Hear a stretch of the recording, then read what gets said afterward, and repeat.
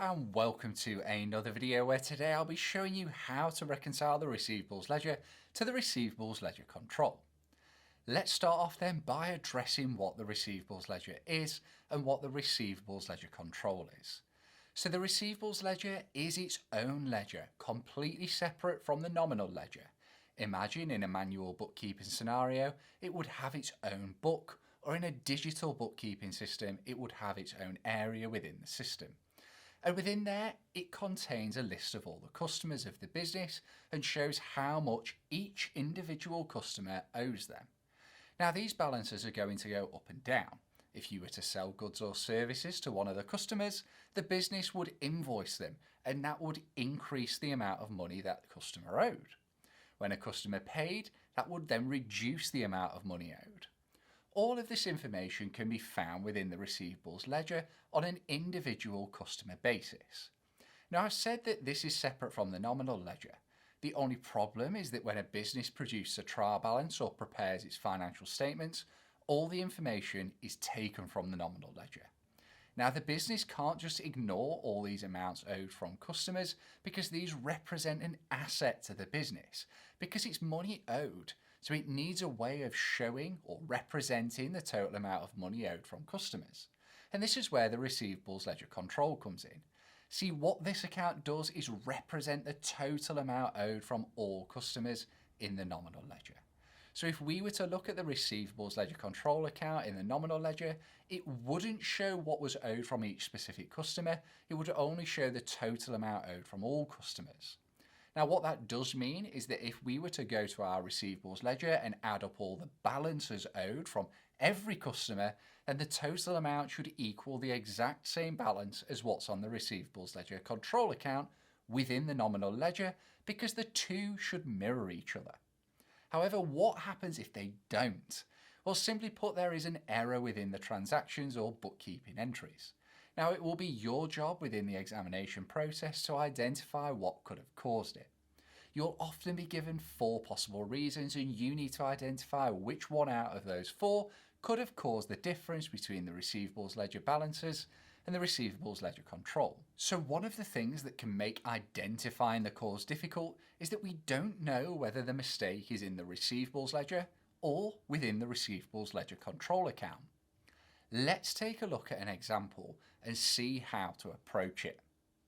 Hawkins Limited has the following list of customer balances in the receivables ledger. And the balance on the receivables ledger control account shows $41,290. The first step here is to total up the balances within the receivables ledger. This simply involves adding each account balance together. If we do that now, the total of all those balances comes to $40,160. At this point, we can clearly see that there is a difference between the receivables ledger control account and the total balances within the receivables ledger. Now, the problem we have is that we don't know which one the error is in. But looking at these figures, what we do know is that the error has either caused the receivables ledger control account to be too high, or the error has caused one of the customer accounts within the receivables ledger to be too low. As I said previously, we'll be provided with a list of possible reasons, and it's our job to determine which one could have caused the error. Our possible reasons are as follows. Number 1, a discount allowed issued to a customer has been omitted from the customer account within the receivables ledger. Number 2, a sales invoice has been entered on the incorrect side of the receivables ledger control. Number 3, a sales invoice has been entered in as a credit note on the customer's account. And number 4, credit notes have been overcast when entering them into the receivables ledger control. Now, the way I would like to display this is by showing the receivables ledger balance and the receivables ledger control both in a T account format. This will help visualize the process, and I'd recommend doing this when answering these questions. So as I said before, we're looking for a reason that could have caused the receivables ledger balances to be too low, or a reason that could have caused the receivables ledger control account to be too high. Let's examine our first possible reason. A discount allowed issued to a customer has been omitted from the customer account within the receivables ledger.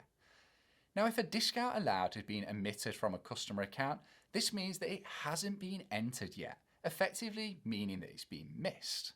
If the business were to enter this into the accounts, it would decrease the balance owed within one of the customer accounts, making the totals within the receivables ledger even lower. As the balance on the receivables ledger account is already lower than the receivables ledger control account, this couldn't possibly explain the reason for the difference. Now looking at reason number 2, a sales invoice has been entered on the incorrect side of the receivables ledger control. Okay, so a sales invoice would be entered onto the debit side of the receivables ledger control account. It would increase the amount owed to the business and therefore increase the balance on the receivables ledger control account. If this had been accidentally entered in on the incorrect side of the account, it would have been entered in on the credit side of the RLCA and therefore incorrectly lowered the balance on the account. This therefore couldn't explain the difference between the two balances because the error would have caused the receivables ledger control account balance to be too low, when in fact it's actually higher than the receivables ledger balances. Let's now look at possible reason number 3. A sales invoice has been entered in as a credit note on a customer's account. So this one is actually very similar to reason 3, but rather than being in the receivables ledger control, this time it's in a customer's account. The sales invoice should have gone on the debit side of the account, but if it's been entered in as a credit note, it would have been instead entered in on the credit side of the account. This therefore would have caused the balance owed from one of the customers to be too low, in which case this could have been the reason for the difference, because as we said, the total balances on the receivables ledger are lower than those on the receivables ledger control. If the business were to correct this, they'd have to debit the customer's account twice, one to reverse the original entry on the wrong side of the account, and then once again to enter the invoice in as it should have been in the first place. This would bring the customer balances up and in theory could then match with the receivables ledger control. Now I don't see a situation in an exam where there will be more than one possible reason, but to be 100% sure, let's just double check that the possible reason number 4 couldn't also be a reason. So credit notes have been overcast when entering them into the receivables ledger control. Well, a credit note would be used to lower the amounts owed from credit customers. If they had been overcast, this would mean that the credit note amounts had accidentally been entered in too high to the receivables ledger control.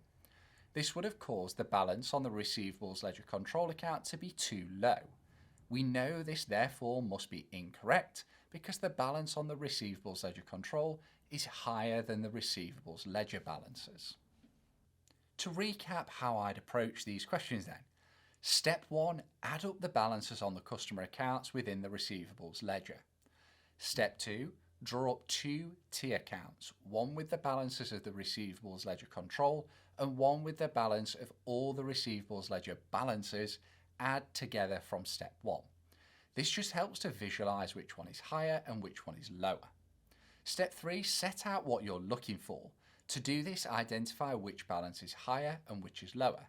This will either be that the receivables ledger control is higher than the receivables ledger, or the receivables ledger is higher than the receivables ledger control.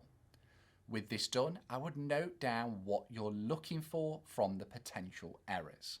An example of this could be, I'm looking for something that's caused the receivables ledger control to be too high, or I'm looking for something that's caused the receivables ledger balances to be too low. Step 4 is to go through your list of potential errors and apply them to what you've set out in step 3.